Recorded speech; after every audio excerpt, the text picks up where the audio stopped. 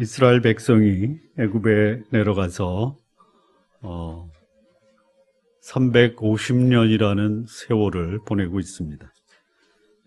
언젠가부터 이스라엘 백성은 애굽에서 바로의 핍박과 박해를 받으면서 고통을 당하고 있습니다. 육체적으로, 정신적으로 이스라엘 백성이 당하는 이 고통의 강도가 점점 더 심해지고 있었던 시기입니다. 이스라엘 백성이 애굽에서 누렸던 평화는 더 이상 기대할 수가 없고 더 이상 안전한 곳이 되지 못하게 되었고, 오히려 애굽은 이스라엘 민족에게 고통과 아픔의 장소가 되었습니다.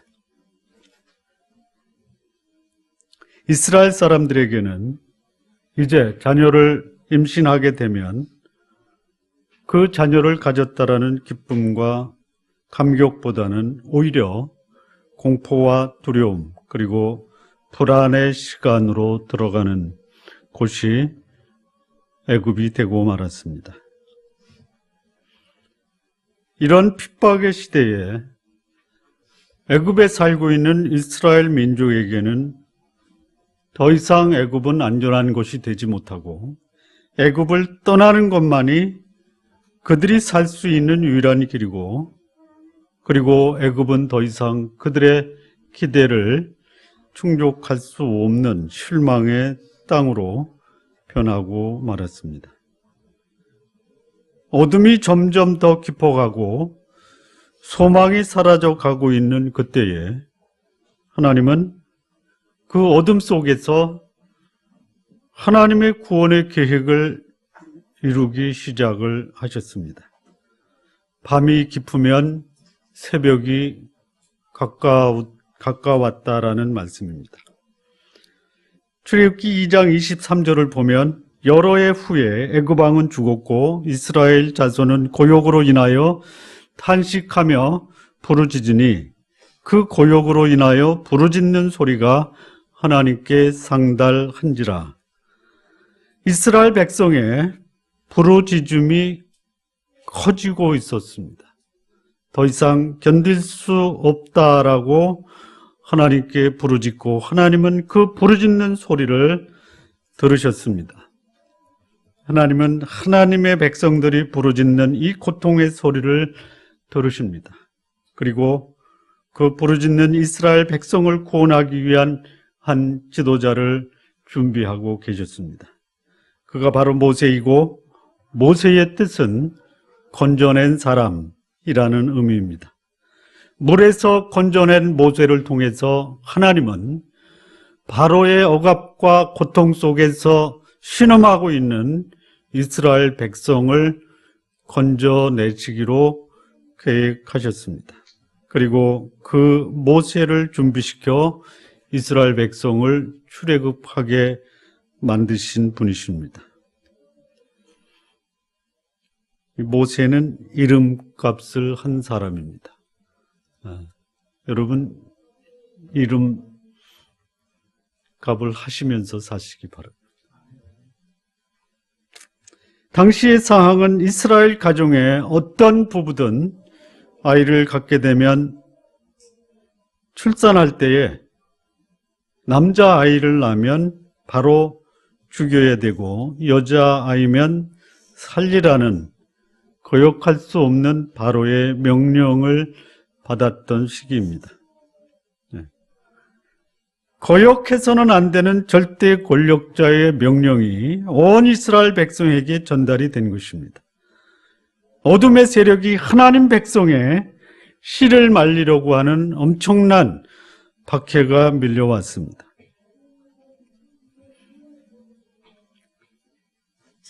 레위 지파의 한 여인이 레위 사람과 결혼을 합니다.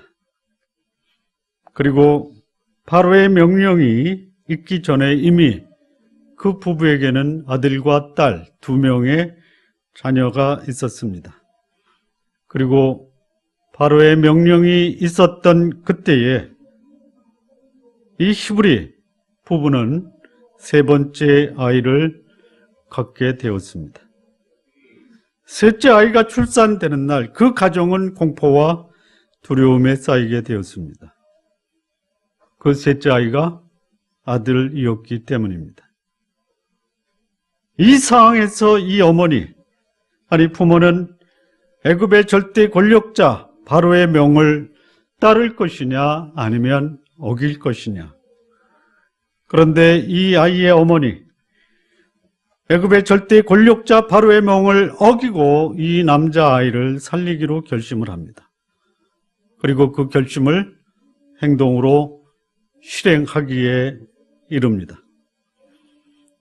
연약하지만 그러나 결코 약할 수 없었던 어머니, 그 어머니가 보여준 행동은 객기가 아니고 내 자식이라는 자식에 대한 애착이 아니고 그 어머니가 보여준 행동은 믿음의 행동이었다라고 성경은 말하고 있습니다.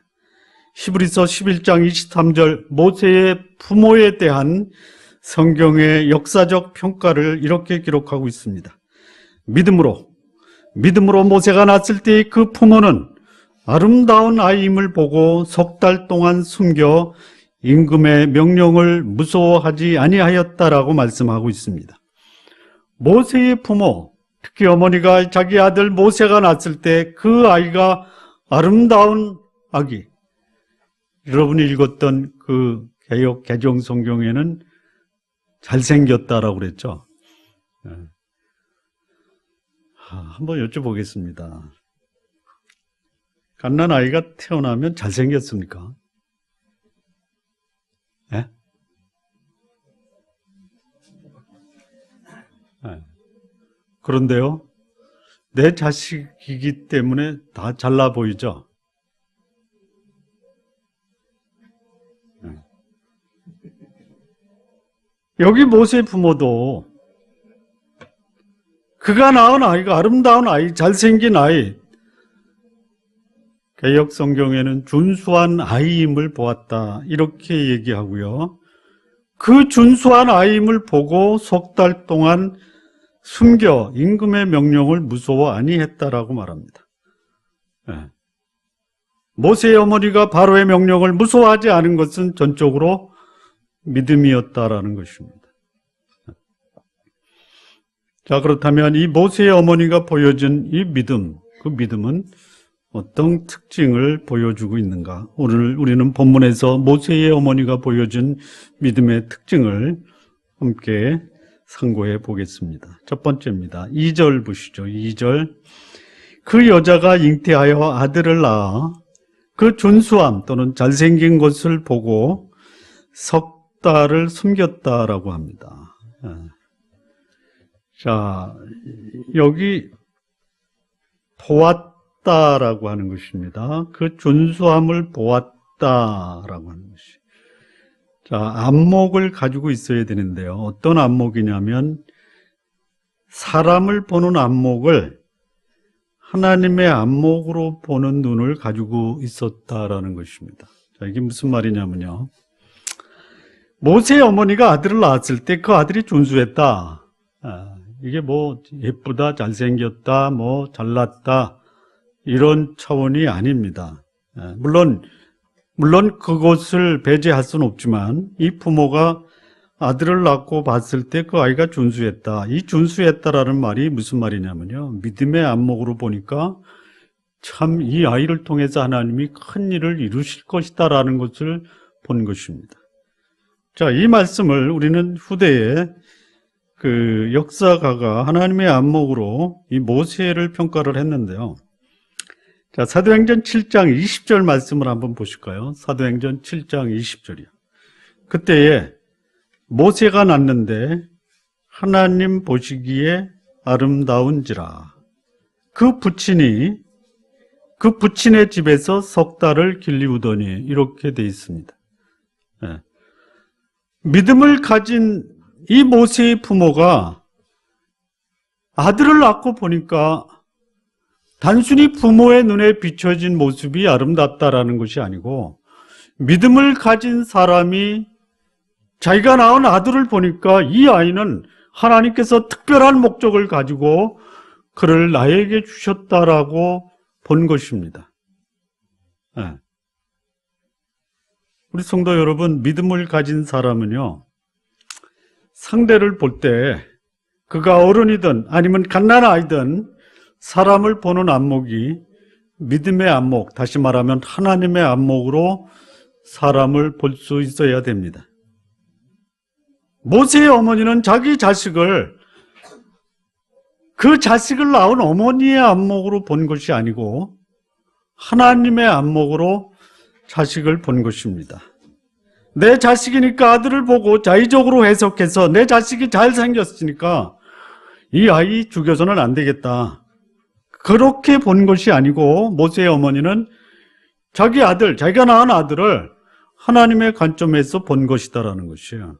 자, 이게 무슨 말이냐? 도대체 하나님의 관점에서 본다라는 것이 뭐냐면요, 자기 아들을 통해서 하나님이 이스라엘 민족을 향한 위대한 일을 이루실 것을 생각했다라는 것이, 자기 조상 아브라함에게 약속하신 말씀을 기억하고 그 말씀에 대한 의미를 자기 아들에게 적용시켜 보았을 것으로 생각해 볼 수 있다는 것이, 창세기 15장 13절에서 16절 말씀을 보면요, 여호와께서 아브라함에게 이르시되 너는 정령히 알라. 내 자손이 이방에서 객이 되어 그들을 섬기겠고 그들은 400년 동안 내 자손을 괴롭게 하리니 그 섬기는 나라를 내가 징치할지며 그 후에 내 자손이 큰 재물을 이끌고 나오리라. 너는 장수하다가 평안히 조상에게로 돌아가 장사될 것이요 네 자손은 4대 만에 이 땅으로 돌아오리니, 이렇게 기록이 되어 있습니다. 야곱 시대에 애굽에 내려간 이스라엘 민족이 애굽을 떠나 이제는 가나안으로 돌아올 시기가 되었다라는 것을 모세의 부모는 통찰력 있게 보았다라는 것입니다. 애굽에 내려간 지 4대 만에 돌아오는 시기를 생각해 보니까 자기 아들의 시대가 하나님이 약속하신 그 400년이 되는 시기에 이르렀다라는 것입니다. 야곱이 그의 가족을 데리고 애굽으로 내려간 지 모세가 출생할 시기는 몇 년이 지난 시기냐면 350년이 지난 시기입니다. 그러니까 얼마 남지 않은 그 시기, 하나님이 내 아들을 통해서 내 민족을 이 고통받는 애굽에서 해방해서 가나안으로 인도할 지도자로 세우실 수 있겠다라는 하나님의 안목으로 자기 아들을 본 것입니다. 출애굽기 3장 17절, 27절, 민수기 26장 59절을 보면요, 요 4대에 대한 이름이 나오는데요, 출애굽기 3장 17절을 보면 레이의 아들들의 이름은 이러하니 게르손과 고핫과 무라리요. 레이의 아들 중에 누가 있냐면 고핫이라는 사람이 있습니다. 고핫. 이 고핫은 누구냐? 출애굽기 3장 27절 보면요, 고핫에게서는 아므람 가족과 이스할 가족과 헤브론 가족과 우시엘 가족이 났으니 이들이 곧 고핫 가족들이라.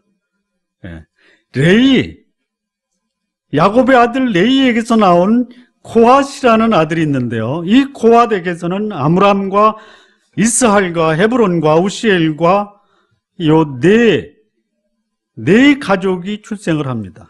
자, 그런데 민수기 26장 59절 말씀 보면 아므람의 처의 이름은 요게벳이요 레이의 딸이요 애굽에서 레이에게서 난 자라. 그가 아므람에게서 아론과 모세와 그 누이 미리암을 낳았고, 이렇게 되어 있습니다.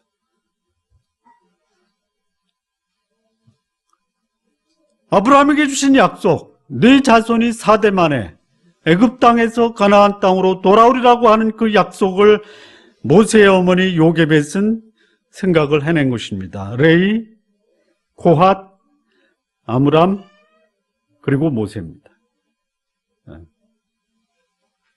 모세의 어머니가 역사적 통찰력과 시대를 읽는 안목을 가지고 하나님이 자신에게서 낳은 이 아이 모세가 하나님의 뜻을 이룰 수 있는 하나님의 지도자가 될 수 있다는 것을 읽었다라는 것이에요.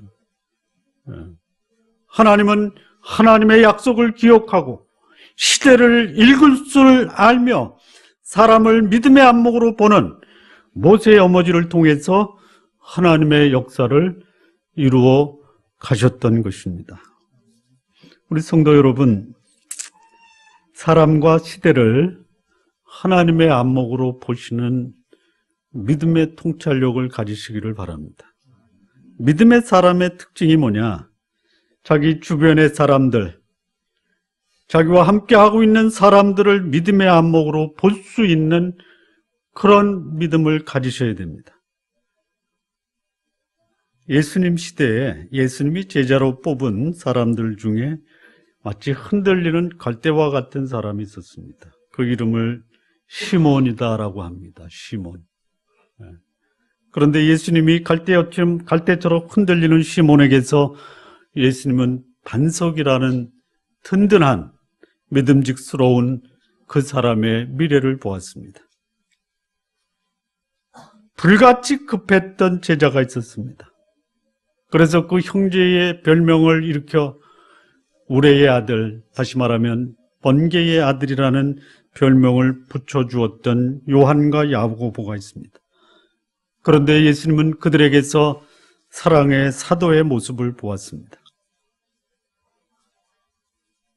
사람들이 볼 때는 신뢰를 보낼 수 없는 사람들, 세상에서 멸시당하고 버림받은 자들을 통해서 하나님은 하나님의 위대한 역사를 이룰 수 있는 분이십니다.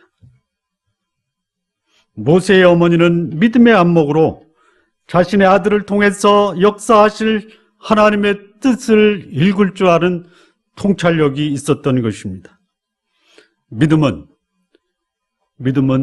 자기의 주변 사람, 그가 어른이든 아이든 하나님의 안목으로 사람을 보는 믿음을 가지고 있다는 것입니다. 자, 두 번째입니다. 모세의 어머니가 가지고 있는 믿음의 두 번째 특징. 3절, 4절을 좀 보시겠습니다. 더 숨길 수 없이 되매 그를 위하여 갈 상자를 가져다가 역청과 나무짐을 칠하고 아이를 거기 담아 하숫과 갈대 사이에 두고 그 누이가 어떻게 되는 것을 알려고 멀리 섰더니. 자, 이 말씀을 보면은요, 믿음을 가진 사람은 하나님이 어떻게 하시겠지라는 생각으로 아무것도 하지 않는 것이 아니라 하나님이 하실 수 있는 것은 하나님이 하고 내가 할 수 있는 일에는 마지막까지 최선을 다한다라는 것입니다. 믿음은 불신앙 상황에 순응하는 것이 아니라 상황이 하나님의 뜻을 거스릴 때 상황을 따라가는 것이 아니라 그 상황을 지배하시는 하나님의 뜻에 순종한다라는 것입니다. 모세의 어머니, 자기 아들 모세가 태어났을 때 자기 아들이 하나님의 뜻을 이룰 수 있는 아들이라는 것을 믿고 감히 바로의 명령을 무서워하지 않고 모세를 살리기로 다짐을 합니다. 여기 모세의 어머니가 믿음으로 취한 행동을 보면 이거는 믿음으로 한 행동의 특징이다라고 볼 수 있습니다. 첫 번째는 뭐냐면 숨길 수 없을 때까지 자기 아들 모세를 최선을 다해서 숨겼다라는 것이에요.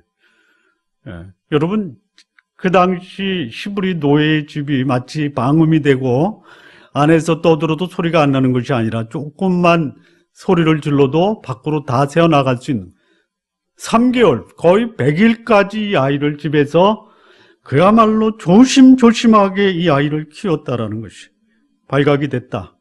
아이는 물론 부모까지도 목숨의 위협을 겪게 되는 상황입니다. 그런데 이 아이의 울음소리가 밖으로 나갈 수 있을 정도가 크게 될 때까지 숨겼다라는 것이 이게 믿음으로 취한 첫 번째 행동입니다. 두 번째 행동은 뭐냐면 이젠 끝났다. 내가 할 수 있는 거 다 했으니까 갖다 버리자. 이게 아닙니다. 그 다음은 그를 위해서 갈대 상자를 만듭니다. 그리고 안을 역청과 나무 진으로 칠합니다. 방수를 했다라는 것이. 그리고 거기에 담아서 이 아이가 히브리 아이라는 것을 표시할 수 있는 그 표시물과 함께 그 아이를 나일강 하수 갈대 사이에 띄었다라는 것이.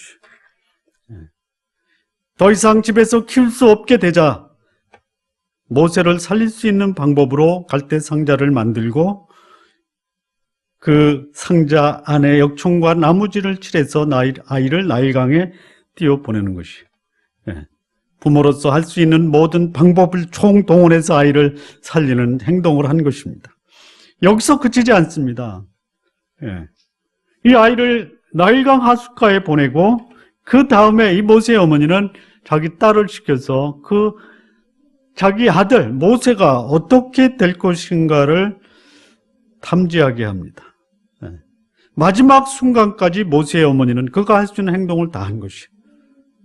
믿음은 내가 할 수 있는 행동은 내가 하는 겁니다. 그런데 내가 할 수 없는 행동은 하나님에게 맡기는 겁니다. 여러분, 하나님이 하는 것을 여러분이 하지 마십시오. 그러나 여러분이 할 수 있는 것을 하나님께 맡기지도 마십시오. 우리 하나님의 사람들이 행할 수 있는 실수 중에 하나가 하나님이 할 것을 내가 하려고 하고 내가 할 것을 하나님께 맡기려고 하는 것이에요. 그게 훨씬 더 매력적입니다. 제가 가끔 빠지는 그 실수 중에 하나가 뭐냐면 하나님이 해야 될 것을 내가 하려고 한다는. 뭐가 있는지 아십니까? 이런 겁니다. 원수 갚아야 될 사람을 하나님이 갚아주는데 내가 하나님을 대신해서 갚는 거죠. 저도 거기에 굉장히 익숙한 사람이에요. 회개합니다. 하나님, 하나님이 하실 일 제가 하지 않게. 만약에 하나님의 일을 제가 하려고 할 때 그냥 벼락을 내려서 한 대 딱 때려주십시오.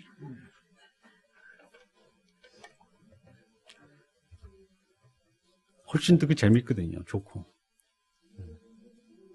내가 할 일이 뭐예요? 왼수 같은 놈을 위해서 기도하고 축복하는 일인데 왼수를 갚으려고 한다.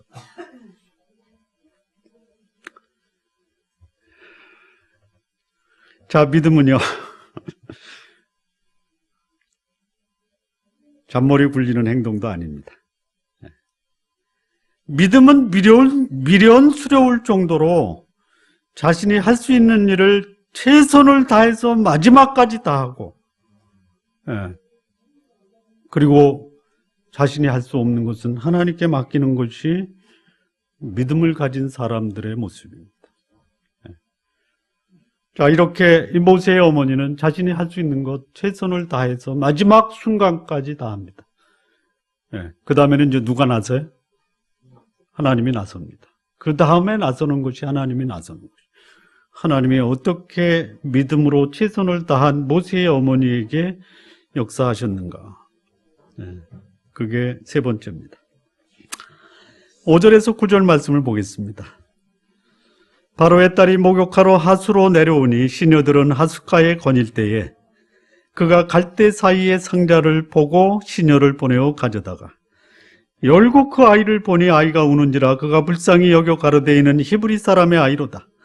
그 누이가 바로의 딸에게 이르되 내가 가서 히브리 여인 중에서 유모를 불러다가 당신을 위하여 이 아이를 전 먹이게 하리이까. 바로의 딸이 그에게 이르되 가라. 그 소녀가 가서 아이의 어미를 불러오니 바로의 딸이 그에게 이르되 이 아이를 데려다가 나를 위하여 젖을 먹이라. 내가 그 삭슬 주리라. 여인이 아이를 데려다가 젖을 먹이더니.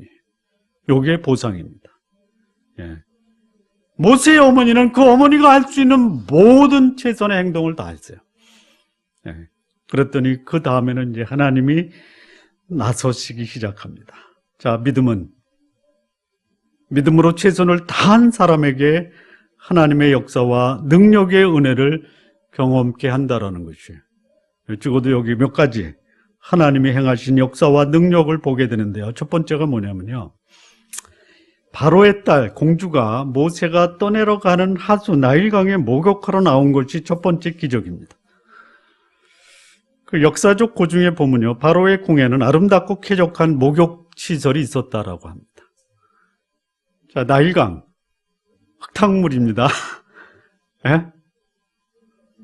좀처럼 바로의 공주가 나일강에 목욕하러 나오지 않습니다.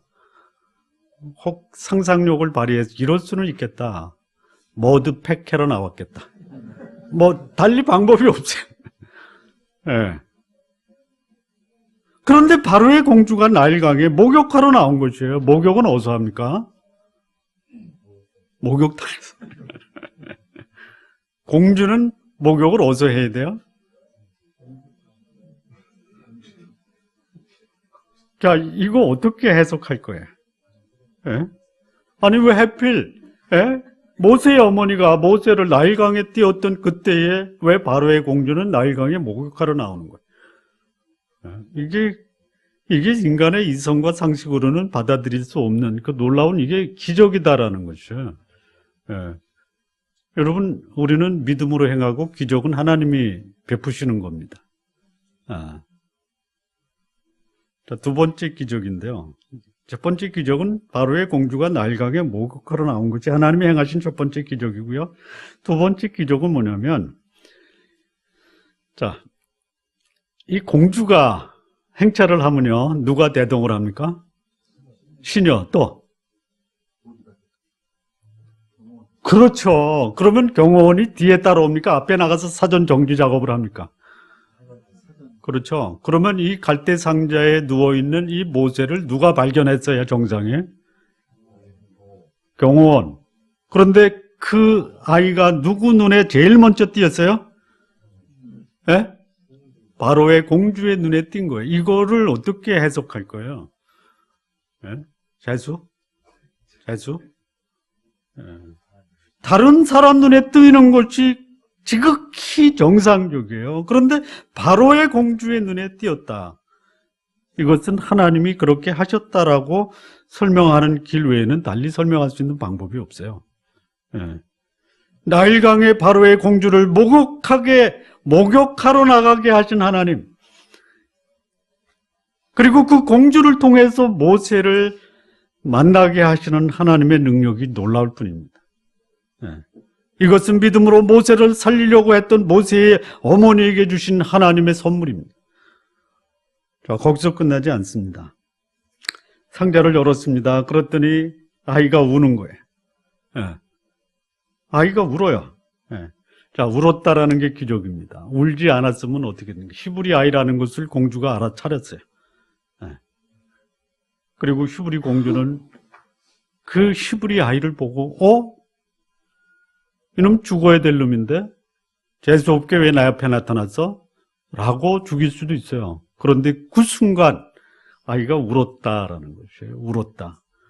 예, 이 바로의 공주는 자녀가 없었대요. 예. 그러니 아이가 우니 이 바로의 공주의 마음속에 그 모성애가 작동하기 시작했다라고 해석을 합니다. 예. 이것이 하나님이 행하신 역사다라고 설명할 수밖에 없어요. 예. 이것을 보는, 이것이 하나님의 행하신 기적이고 하나님의 능력이고 하나님의 역사라고 말하면 불신자들은 웃기는 소리 하지 말아라. 예. 그거는 우연의 일치다. 이렇게 얘기합니다. 우리도 참 우연치고는 대단하다. 이렇게 말할 수 있습니다. 그러나 믿음으로 사는 사람은 하나님이 우연을 가장하여 믿음의 사람에게 보상하고 계신다라는 것이죠. 예. 어떤 분이 이렇게 말씀하셨습니다. 예수 믿는 사람이 기도의 응답이라고 말하는 것은 다 우연의 일치다. 예. 그랬더니 그 말을 들은 그리스도인이 이렇게 얘기를 했습니다. 맞다. 우연이다. 우연. 그런데 기도가 그치면 우연도 사라진다. 자, 네 번째 기적입니다. 네 번째 기적. 네 번째 기적은 뭐냐면, 자, 이 아이가 울고 그 바로의 공주의 마음에 불쌍히 여기는 마음을 생겼을 때 갑자기 모세의 누이 미리암이 바로의 공주 앞에 등장하는 거예요. 자, 아까 말씀드렸다시피 이 바로의 공주가 행차하니까 거기는 경호원도 있고 시녀들도 있어요. 그런데 히브리 노예의 딸이 바로의 공주 앞에 느닷없이 등장을 하는 거예요. 가능합니까? 안 되죠? 예, 철저하게 차단할 거예요. 예. 그런데 감히 히브리 노예 신분으로 바로 공주 앞에 나가는데 아무런 걸림돌이 없었다라는 것이죠.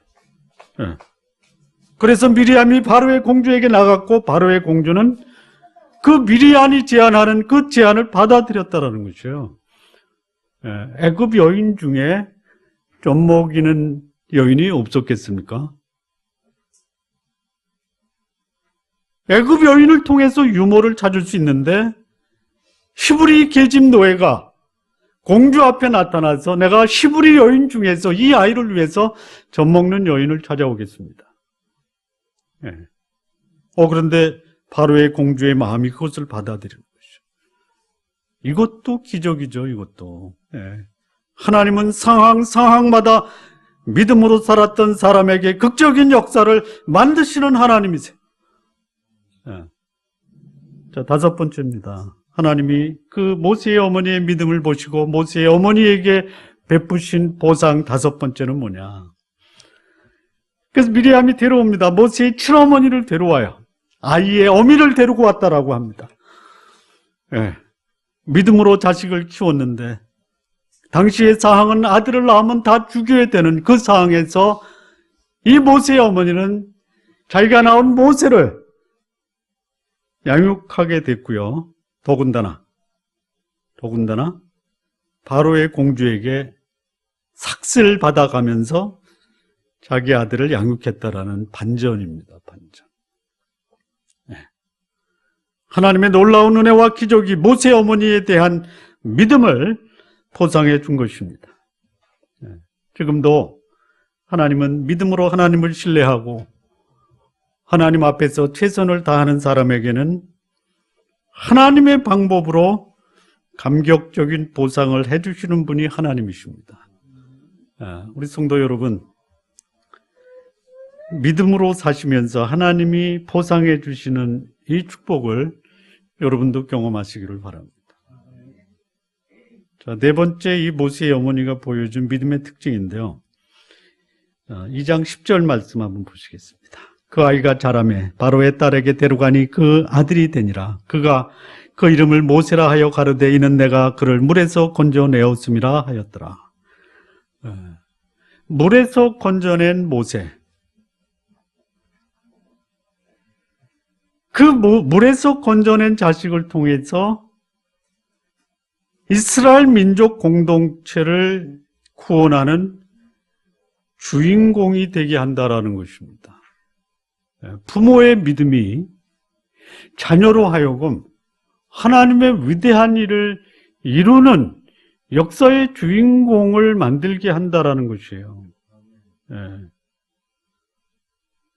한 어머니의 믿음이 자기 자식만 구원하는 것으로 끝나는 것이 아니라 그 자식은 물론이와 그 구원받은 건져냄을 받은 아들을 통해서 민족을 구원하는 민족의 지도자가 되었다라는 것이.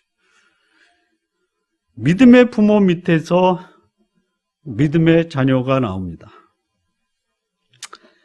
믿음으로 자식을 키운 부모가 자식을 믿음의 영웅으로 만드는 것이에요.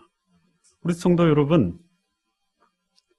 나는 별 볼 일 없어도 내 자식은 믿음의 사람으로 키워야 되겠다는 생각은 버리시기 바랍니다. 여러분, 진짜 똑똑하고 명석하고 현명하고 지혜로운 자식이 하나님을 대적하는 사람으로 변화되는 것은요, 전적으로 부모의 책임입니다.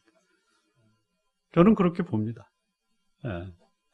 한국이 나온 세계적인 목사다. 자식 농사 잘못하면요, 그 부모가 가지고 있는 믿음은 하나님 앞에서 거짓 믿음입니다.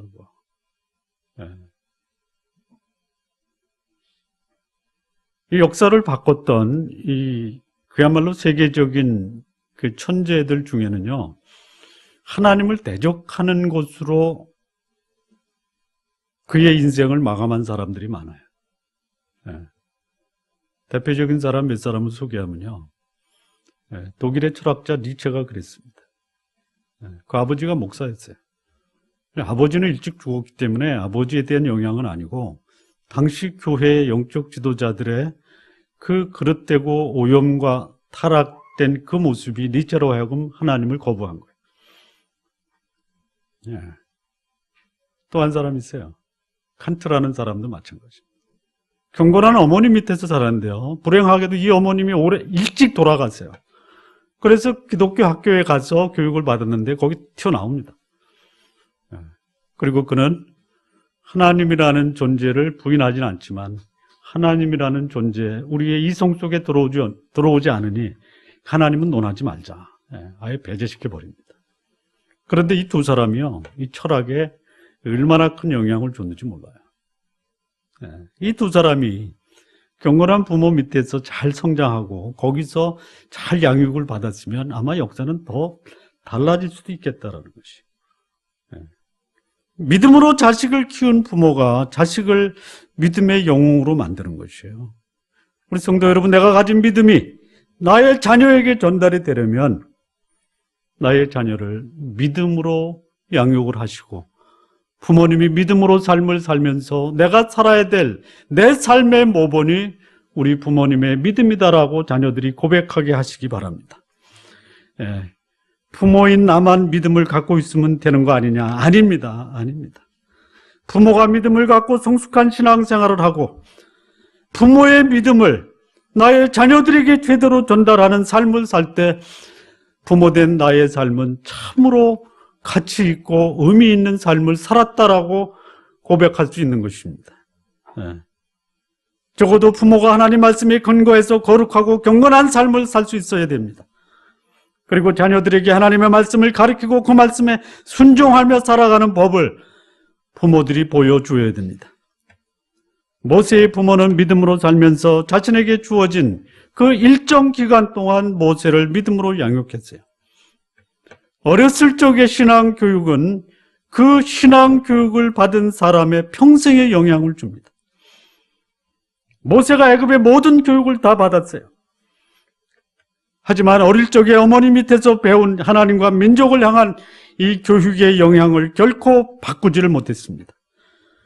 그리고 모세는 자기가 물에서 건져냄을 받은 자로 이스라엘 민족을 애굽의 억압과 박해에서 건져내는 민족의 지도자가 된 것입니다. 자녀의 미래는 전적으로 부모 손에 달려있다라는 것이요. 시편 127편 4절에 보면 젊은 자의 자식은 장사의 수중에 화살과 같다라고 말씀합니다.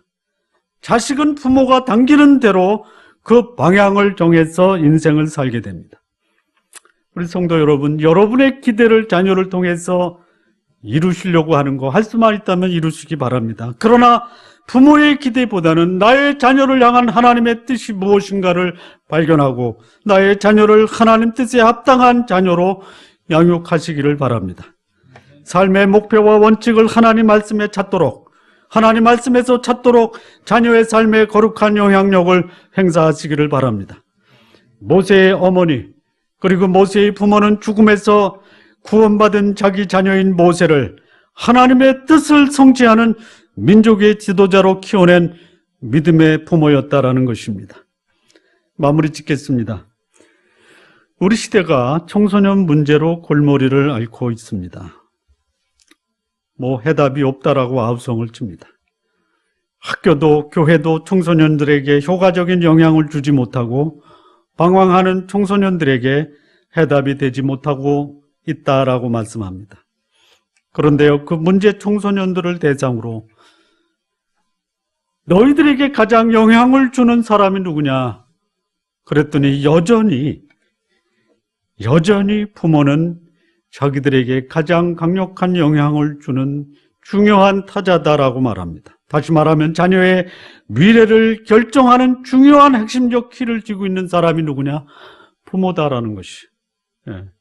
믿음의 부모는 자신의 기대와 계획을 자녀를 통해서 이루려고 하는 것이 아니라 자녀를 향한 하나님의 뜻을 분별할 수 있어야 합니다. 또한 하나님의 뜻을 이루기 위해서 믿음으로 할 수 있는 최대한의 모험과 도전을 할 수 있어야 됩니다. 그러면 이런 부모는 자신이 기대하는 것 이상의 하나님이 행하시는 기적과 보상을 누리게 되고 그 자녀를 역사의 주인공으로 만드시는 하나님의 손길을 경험하게 될 것입니다. 우리 존나무교회 성도 여러분, 여러분의 자녀를 이 시대를 향한 하나님의 안목으로 바라보는 믿음을 가지시기 바랍니다. 하나님을 의지하고 자녀를 향해 할 수 있는 가장 위대한 믿음의 행동을 여러분들의 자녀들이 볼 수 있도록 하시기 바랍니다. 그래서 나의 기대와 소원 그 이상의 하나님이 나의 자녀를 통해서 역사하시는 하나님의 보상을 소망하는 성도님들 모두 되시기를 진심으로 바랍니다. 기도하시겠습니다.